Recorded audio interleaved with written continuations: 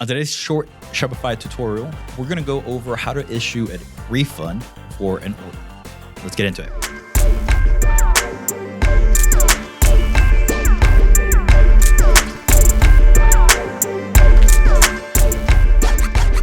All right, so the first thing you want to do is go to orders. And in this case, just so you can't see any previous data, I've done a search for my name, Christian Pignon. And as you can see here, we have order 1501, customer Christian Pignon. I paid, and it was for $1.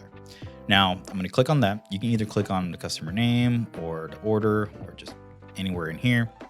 That will actually open up the transaction data.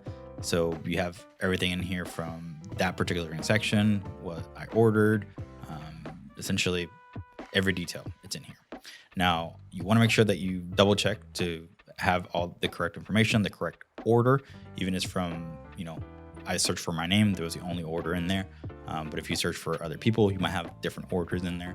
So you want to make sure that you have the correct order number, correct name, and everything matches to the refund that you're going to give. Now, on Shopify, you'll see right next to print, once they've paid, you actually see the feature here that says refund. You want to click on that. All right.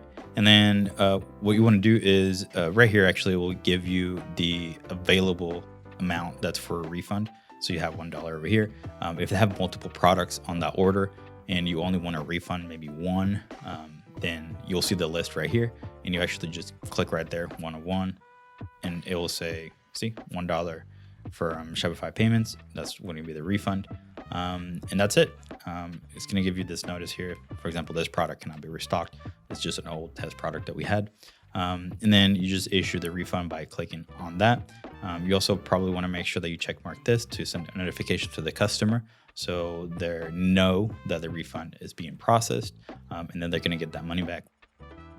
You also have an ability to leave a reason for the refund. So let's say maybe shirt was too small, or maybe there was a hole in the shirt, or it came with a stain. Whatever the reason may be for the refund, you just want to type it in there for future reference for yourself and for the customer as well.